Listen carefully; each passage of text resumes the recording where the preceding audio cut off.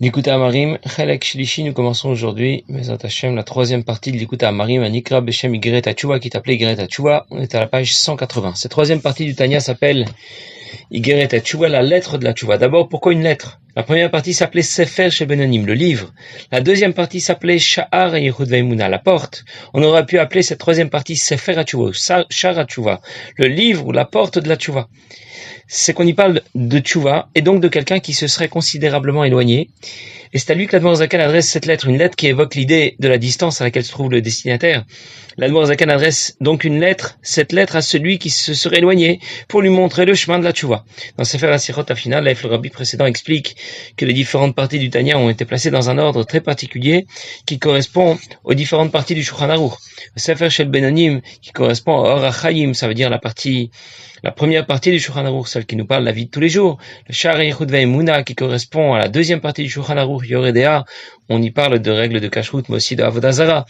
On y a parlé de Sha'ar Yehud Veimuna, on a parlé de l'unité de Dieu. Et donc ça correspond à la deuxième partie du Shulchan Aruch, la deuxième partie du Tanya. Igeret Hatshuva correspond à la troisième partie du Shulchan Aruch, qui s'appelle Even HaEzer. Even HaEzer, on y parle de divorce, de mariage, et c'est aussi le sujet d'Igeret Hatshuva, parce que quand un juif commet une faute, il n'a pas seulement désobéi, c'est beaucoup plus grave, c'est plutôt comme s'il avait été séparé d'Akadosh Baruch Hu, comme s'il avait divorcé d'Akadosh Baruch Hu, comme s'il avait été renvoyé par Akadosh Baruch Hu, comme dit le Pasuk, Ufishechem Shulchay Mechem, c'est à cause de vos fautes que votre mère a été renvoyée. Un pasuk qui met en rapport les fautes et le divorce d'avec Akadosh Baruch Hu. Et quand un juif revient vers Dieu, il fait tchouva, il décide d'adopter un meilleur comportement. Il n'a pas seulement obéi, c'est beaucoup plus fort et intense. C'est plutôt comme s'il s'était marié à nouveau avec Akadosh Baruch Hu. Comme on l'évoque dans le texte des bénédictions qu'on prononce avant d'accomplir une mitzvah. Asher kideshanu bemitzvotav, qui nous a sanctifiés par ses mitzvot. Kitchanu est rapproché du mot kiddushin, qui signifie un mariage. Ça veut dire que nous obtenons une relation puissante avec Akadosh Baruch Hu en étudiant la Torah, en pratiquant les mitzvot, une relation qui est comparée à celle d'un mariage. Et c'est pour cette raison que le même mot est employé dans les bénédictions qui précèdent les mitzvot et pour la cérémonie du mariage. Ariat mekudeshet asher kideshanu bemitzvotav. Pour nous dire qu'à travers Torah mitzvot, nous sommes réservés à Kadosh Baruch Hu, comme une femme est réservée pour son mari. Dans le même passage, la Gemara, que l'on va citer tout de suite, Masechet Yoma Daf Pevav, on trouve un enseignement de Rabbi Yochanan qui dit que Gdola Tshuva shedocha lo ta'aseh shebaTorah. La Tshuva a une puissance énorme parce qu'elle est capable d'écarter une mitzvah lo ta'aseh, une mitzvah négative de la Torah. De quoi s'agit-il? De quelle mitzvah négative veut parler Rabbi Yochanan? Quand une femme n'a pas eu un bon comportement, qu'elle a été divorcée et puis qu'elle s'est mariée avec quelqu'un d'autre, si elle quitte de nouveau son deuxième mari, elle n'a pas le droit de se remarier avec son premier mari. Elle ne peut pas revenir avec son premier mari. Et pourtant, c'est bien ce qui se passe quand quelqu'un commet des fautes. Il se détourne à Kadosh Baruch Hu, Dieu l'a renvoyé. Nous avons appris dans Chelek Rishon, d'Ikuta Amarim, une première partie au début des Chaf, que lorsque quelqu'un commet une faute, bedakut, très finement, c'est comme s'il faisait Avodah Zarah, il adhère à d'autres idées, il a d'autres centres d'intérêt, il a d'autres dieux pour lesquels il sera prêt à faire des sacrifices. Et s'il décide de faire tchouva, il peut revenir vers Kadosh Baruch Hu, ce qui correspond à revenir vers son premier mari. Voilà la force, la puissance de la tchouva qui écarte, qui contre même un lot ta'aseh, même cette mitzvah négative de la Torah. Bien, après cette petite introduction, je vais commencer dans les mots. L'Admor HaZaken va rapporter un passage de Masechet Yoma Pevav Amud Aleph, un passage qu'il présente comme une braïta en général, Tanya, c'est le premier mot, Tanya Besof Yoma. On a enseigné à la fin de Masechet Yoma, Tanya ça signifie qu'on rapporte l'enseignement d'une braïta. Tnan signifie qu'on rapporte l'enseignement d'une Mishnah. Une braïta c'est une Mishnah qui n'a pas été validée par Rabbi Yehuda Hanassi, qui n'a pas été introduite dans le livre des Mishnayot. Pourtant, si on va regarder ce qui est écrit d'Af Pevav Masechet Yoma, c'est pas écrit Tanya. La Gemara ne rapporte pas l'enseignement qu'elle donne en le présentant comme celui d'une braïta. C'est dans le En Yaakov, qui est un recueil des Agadot de la Gemara, des histoires, des enseignements profonds que rapporte la Gemara, qu'on trouve effectivement cette version qui rapporte cet enseignement en la présentant comme celui d'une braïta, Tanya. Mais on le retrouve pas dans la Gemara sous cette forme-là. Et l'Admor HaZaken a choisi d'introduire le mot Tanya parce que ce sont les mêmes lettres que le mot Etan, qui signifie la force. Et c'est pour nous dire l'Admor HaZaken va nous donner la force de faire tchouva. Et on sait que c'est difficile. Parce que le problème majeur quand on parle de tchouva, c'est la récidive. C'est éviter de recommencer. Et l'Admor HaZaken va nous aider vraiment à faire tchouva. Comment? Nos maîtres nous enseignent Kol haosek beTorah Tola, qu'il est écrit, voilà, celui qui étudie dans la Torah de quelle manière on devait offrir un holocauste, eh bien c'est comme s'il avait offert cet holocauste. Et l'Admor HaZaken va nous enseigner Igeret HaTshuva, pour nous donner la force de faire une tchouva complète et sincère. Juste une petite précision avant de continuer dans les mots. Quand on parle de tchouva, on pourrait penser, ça pourrait évoquer pour celui qui l'entend le fait de jeûner, de se mortifier, donner la tzedaka, aller au mikvé. Eh bien, la tchouva n'a strictement rien à voir avec tout ça. La tchouva, c'est un mouvement tourné vers l'avenir, qui se distingue de la réparation à apporter aux erreurs du passé. Quand on parle de jeûner, de donner la tzedaka, on regarde vers le passé, on cherche à apporter un tikkun, une réparation à nos erreurs, à nos fautes. Tandis que la tchouva est une décision qui regarde vers l'avenir. Comment je vais décider de me comporter à partir d'aujourd'hui? En d'autres mots, les tikkunim, les réparations sont orientées vers le passé. La tchouva est orientée vers l'avenir. Les tikkunim n'ont rien à voir avec la tchouva. Et avec Igeret HaTchouva, l'Admor Zaken poursuit le développement qu'il a commencé dans la première partie du Tanya. Écoute, Amarim Chelek Rishon. Dans sa page de garde, l'Admor Zaken va rapporter le passouk qui dit Ki karov elecha advar meod beficha ubilvavcha la'asoto. Tout à fait accessible pour toi de pratiquer Torah Mitzvot en pensée, en parole, en action. Et il nous a expliqué les différentes méthodes qui vont nous permettre de développer davantage d'amour, davantage de crainte pour Dieu, qui vont nous engager à étudier la Torah, à pratiquer les Mitzvot. Et il nous a expliqué comment lever les obstacles qui pourraient se présenter, comme la tristesse ou l'indifférence. Et on aurait pu penser que quelqu'un qui s'est écarté du bon chemin, pour lui, ce sera peut-être beaucoup plus difficile, voire impossible, en tout cas beaucoup moins accessible de pratiquer Torah Mitzvot avec amour, avec crainte de Dieu, avec joie, enthousiasme, comme le recommande l'Admor Zaken dans la première partie du Tanya. Eh bien, c'est dans ce même esprit qu'Admor Zaken va expliquer, dans Igeret HaTchouva, qu'il est tout à fait possible et accessible pour toi de faire tchouva. Peu importe quels ont été tes écarts de conduite dans le passé. Le tikkun, la réparation des erreurs passées, c'est déjà une autre affaire. Ça ne concerne pas la tchouva elle-même. Faire tchouva, ça veut dire prendre la décision qu'à partir d'aujourd'hui, je vais obéir, je vais plus désobéir. Et ça, c'est tout à fait possible et accessible pour toi. Alors, je reprends tout de suite dans les mots. Tanya Besof Yomar, on enseigne à la fin de Masechet Yomar. Shlosha Chaluke Kaparaim, il y a 3 sortes de kapara. Ou tchouva im kol echad, et la tchouva s'associe à chaque fois au processus qui amènera au pardon à la kapara. Avar le mitzvah taseh veshav et nous az misham achemochalino. Quelqu'un a transgressé une mitzvah taseh, une mitzvah positive, il n'a pas le temps de bouger, ça veut dire qu'il est immédiatement pardonné. Avar le mitzvah lo taseh veshav. S'il transgresse une mitzvah négative et qu'il fait tchouva tola, yom kippurim mechaper. La tchouva met sa faute en suspens et Yom Kippour achèvera son pardon. Perouche tafalgav delian kiyum. L'Admor Zaken fait une parenthèse. Bien qu'en ce qui concerne la pratique d'une mitzvah taseh gdola, une mitzvah positive l'emporte, elle est plus grande et supérieure d'ochet lota assez, elle l'emporte devant une mitzvah négative. Hainu mishum, pourquoi? Une mitzvah taseh permet de révéler une lumière divine supérieure depuis Ein Sof, depuis le divin qui est infini jusqu'à notre monde. Comme le Zohar dit que les 248 mitzvot assez, 248 mitzvot positives, sont comparés aux 248 membres du roi. Y compris qui va profiter de cette lumière divine, le monde, mais aussi l'âme divine, comme c'est écrit, à chaque chan il va sanctifier par ses mitzvot. Je continue encore une petite ligne et je vais reprendre. Aval inyan tchouva, mais en ce qui concerne la tchouva. On va lui pardonner d'avoir désobéi. De ne pas avoir fait ce que le roi lui avait dit. Mikol makom, malgré tout, haor neda, la lumière a manqué. Je reprends et je vais expliquer. La Braïta cite 3 catégories de fautes qui vont nécessiter un tikkun, une kapara, une réparation d'une part, et la tchouva d'autre part. Ça veut dire que dans toutes les situations, la tchouva est nécessaire. Il commence par citer 2 catégories de fautes, nous verrons la troisième la prochaine fois à Bezrat Hashem. La première, quelqu'un transgresse une mitzvah taseh, une mitzvah positive. Il a oublié de mettre les tefilines. Il a oublié de lire Kriyat Shema avant leur limite. S'il fait tchouva, il est pardonné immédiatement. La deuxième catégorie de faute, quelqu'un transgresse une mitzvah lo taseh. Il a déplacé un objet dans la rue Shabbat, il possède du chametz pendant Pessah. Eh bien, s'il fait tchouva, sa faute sera en suspens, en sursis. Et il ne sera pardonné qu'après Yom Kippour. Admor Zaken ne cite pas tout de suite la troisième catégorie de faute. Il interrompt la lecture de cette Braïta de Masechet Yoma pour ouvrir une grande parenthèse et nous éviter de faire une erreur. Nous avons dit que celui qui a transgressé une mitzvah taseh fait tchouva, on lui pardonne immédiatement. Celui qui a transgressé une mitzvah lo taseh, une mitzvah négative, il fait tchouva et on lui pardonne plus tard, Yom Kippour. En première lecture, qu'est-ce qu'on comprend?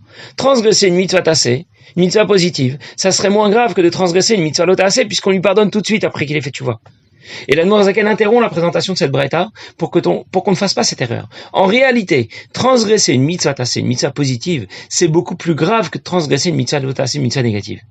Alors pourquoi la mchila? Pourquoi le pardon est obtenu immédiatement après la tchouva? Si on a transgressé une mitzvah tassée, ça devrait être beaucoup plus grave, et donc le pardon ne devrait pas être automatique. Et l'Admour Zaken va expliquer. Il explique.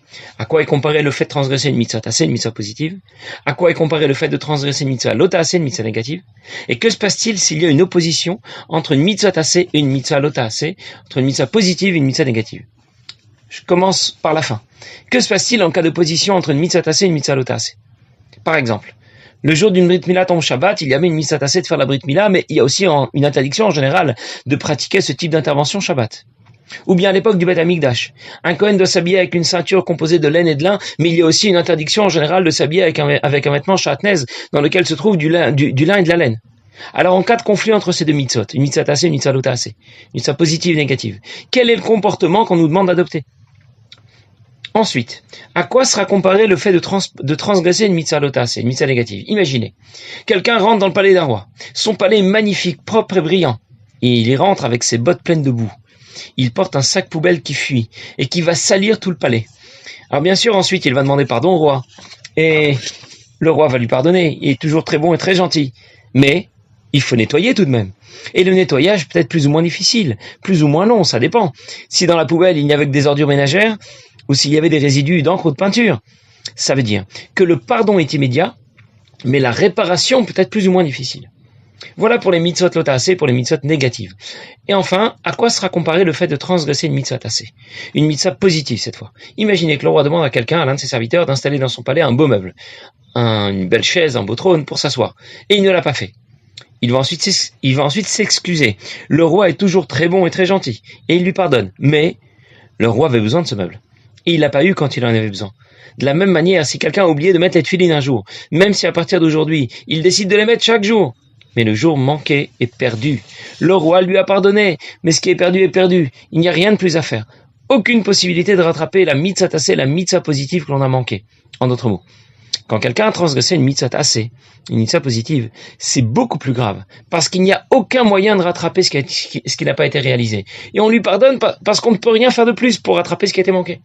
Le roi lui pardonne, même si il n'a pas pu s'asseoir quand il a eu besoin de ce meuble. Aujourd'hui, le serviteur a bien fabriqué ce meuble, et le roi a pu s'asseoir. Mais hier, il a dû s'asseoir par terre. Il n'y a pas de solution pour réparer. Pas de solution, pas de réparation possible. Alors, je récapitule. Une mitzvah tassée, c'est pardonnable, mais irréparable. Une mitzvah lo tassée, une mitzvah négative, c'est pardonnable et c'est réparable. Et on comprend donc qu'il y a une gravité supérieure quand on transgresse une mitzvah tassée, une mitzvah positive, plutôt que quand on transgresse une mitzvah négative. Contrairement à ce qu'on aurait compris en première lecture. Je reprends l'exemple que j'ai rapporté. Le roi demande d'évacuer de son palais tout ce qui est sale, de respecter les mitzvot lo tassé. Et il demande d'y introduire de beaux meubles. Ça veut dire de respecter les mitzvot tassé. Maintenant, si exceptionnellement, le roi demande de faire rentrer un objet sale dans le palais, le serviteur va devoir tout de même obéir. La mitzvah tassée va l'emporter sur la mitzvah lo tassé. La mitzvah positive l'emporte sur la mitzvah négative. On fera donc effectivement la Brit Mila, si ça tombe Shabbat, parce que c'est Hachem qui l'a demandé. Et c'est pour cela que lorsqu'il y a une opposition entre une mitzvah tassée et une mitzvah lo tassé, la mitzvah tassée l'emporte. L'Admour Zaken a rapporté le Zohar qui compare les mitzvot tassés aux membres du roi. Les mitzvot positives aux membres du roi. Les membres sont le vecteur par lequel se révèle notre volonté. Notre volonté s'exprime à travers tel ou tel membre. Et de la même manière, à travers les mitzvot tassés, les mitzvot positives vont s'exprimer et se révéler la volonté de Dieu. Ça veut dire qu'on retrouve dans le geste technique de la mitzvah la volonté de Dieu qui va intégrer tout le système de la création. Dans Torah, l'Admour Zaken explique aussi que quand on veut rapprocher quelqu'un de soi, on l'attrape par ses membres, on va le tirer par son bras. Et de la même manière, les mitzvot tassés sont comparés à ce par quoi nous attrapons Akadosh Baruch Hu pour le rapprocher de nous. Chaque mitzvah va donc apporter davantage de lumière. Et tous les participants vont y gagner. Le monde autour de moi, la création, l'âme animale et le corps qui ont participé techniquement à la pratique de cette mitzvah, et l'âme divine. Tout le système se retrouve imprégné par cette lumière divine. Et que se passe-t-il s'il manque une mitzvah? S'il ne l'a pas accomplie? Si le roi a demandé de nettoyer son palais, d'y introduire de beaux meubles, et d'ouvrir les volets par exemple, pour laisser passer la lumière, et son serviteur a obéi. Il a juste oublié d'ouvrir les volets. Le lendemain, il vient s'excuser auprès du roi. Il s'engage à ne plus jamais oublier d'ouvrir les volets. Et le roi lui répond, « Je te pardonne. Mais hier, j'étais dans le noir tout de même. Et même si à partir d'aujourd'hui, tu ne vas plus jamais oublier d'ouvrir les volets, ça n'y changera rien. celui qui a manqué une mitzvah tassé n'a pas seulement désobéi. Il manque maintenant dans la création la lumière divine qu'il aurait dû y révéler en pratiquant cette mitzvah. Si quelqu'un rate son avion, il prendra le suivant. Mais celui qui l'a raté est raté. Il n'a pas de solution pour rattraper son avion, pour rattraper le temps perdu. Ce que va dire tout de suite l'Admor Azaken ou Mamar Azal, comme disent nos maîtres, al pasuk, au sujet du pasuk Meuva lo yuchal litkon, une faute qui ne peut pas être réparée, c'est quoi? Zeh shebitel kirat shema shalav vitro. Quelqu'un qui a manqué de lire kirat shema le soir. Même si à partir d'aujourd'hui, il ne va plus jamais manquer d'accomplir cette mitzvah, ce qui est raté est raté. À partir de maintenant, il fera très attention aux horaires limites et il lira kirat shema le soir et le matin. Jamais il ne pourra réparer ce qu'il a manqué une fois. En d'autres mots, sa tchouva lui permet d'être pardonné d'avoir désobéi, mais elle ne permettra pas de réparer ce qu'il a manqué. Nous verrons plus tard qu'il n'y a pas de réparation possible si on manque une mitzvah tassée, une mitzvah positive. On parle d'une tchouva standard, d'une tchouva que l'on va appeler tata, une tchouva inférieure. Lorsque j'ai simplement décidé de ne plus recommencer. Mais il existe une tchouva supérieure à la tchouva standard qui consiste à regretter ses fautes, à ne plus recommencer.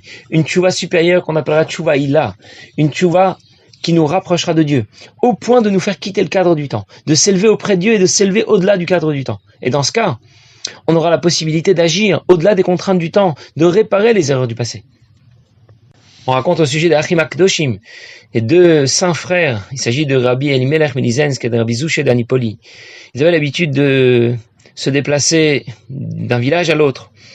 Et par Ruach HaKodesh, ils avaient conscience des fautes que commettaient les uns et les autres qu'ils rencontraient. Et lorsqu'ils arrivaient par exemple dans une auberge et qu'ils s'apercevaient que l'aubergiste avait telle ou telle faute à réparer, eh bien l'un des deux lui parlait à haute voix de sorte que l'aubergiste entende et lui disait « J'ai commis telle et telle faute, qu'est-ce que t'en penses? Qu'est-ce que je peux faire pour la réparer ?» Et l'autre lui disait « Comment faire pour la réparer ?» L'aubergiste, qui avait laissé traîner une oreille, entendait toute leur discussion et il leur a dit « Écoutez, je m'excuse de vous interrompre, mais moi aussi je suis concerné par ce dont vous êtes en train de parler, est-ce que vous pouvez m'aider ?» Et comme ça, il l'aidait à réparer la faute qu'il avait commise, sans l'avoir blessé, sans l'avoir vexé. Et un jour, ils sont arrivés dans une auberge, et ils se sont aperçus que, par Ruach HaKodesh, ils ont vu que les tefilines de ce monsieur n'étaient pas seulement psoulim, c'est qu'il y avait tout simplement pas de parchemin dedans. Et c'est donc quelqu'un qui n'avait jamais mis les tefilines, il les avait mis, il avait mis les boîtiers sur son bras et sur sa tête, mais les boîtiers étaient vides, il n'avait jamais pensé à les faire réparer, à les faire, pas réparer, à les faire vérifier. Et donc, il a toujours mis les tefilines, mais des tefilines dans lesquelles il n'y avait pas de parchemin, qui étaient donc psoulim. Et finalement, Rabbi Elimelech et Rabbi Zouché se sont assis dans cette auberge. Et Rabbi Elimelech qui dit à Rabbi Zouché, écoute, je ne sais pas quoi faire, mes tefilines, je ne sais pas s'ils sont cachers, est-ce que tu sais où on peut les faire vérifier? Ce serait quand même si grave si jamais dans mes tefilines, il manquait un parchemin ou si une lettre n'était pas écrite convenablement. Alors Rabbi Zouché lui a dit, oui, c'est un gros problème, il faut vraiment s'en occuper. Et l'aubergiste les a entendus parler. Et il leur a dit, écoutez, je m'excuse de vous interrompre, mais il se trouve que, en vous entendant parler, j'ai pris conscience que moi aussi, j'avais jamais fait vérifier mes tefilines. Alors Rabbi Zouché lui a dit, ça tombe bien, on peut les vérifier sur place si tu veux. Et alors ils se sont aperçus que, effectivement, il n'y avait pas de parchemin à l'intérieur des tefilines. Et notre homme était effondré, jamais de sa vie il n'avait mis les tefilines. Et il leur a dit, comment je peux faire pour rattraper toute une vie à ne pas avoir mis les tefilines, pas une seule fois. Et Rabbi Zouché lui a dit, si tu veux, on peut écrire des tefilines, mais avec une kavana particulière, avec une kdusha particulière, qui te permettront de rattraper tous les jours pendant lesquels tu n'avais pas mis les tefilines. Et effectivement, ils se sont assis, ils ont écrit les 4 parachiotes, ceux du bras, ceux de la tête, ils les ont introduits dans les tefilines. Et effectivement, ces tefilines avaient une grande puissance, ils ont révélé une lumière tellement puissante que ce monsieur a rattrapé toutes les fois où il n'avait pas mis les tefilines tout au long de sa vie, mais en même temps c'était tellement puissant que il ne l'a pas supporté parce que quelque temps après, sa neshama a quitté ce monde.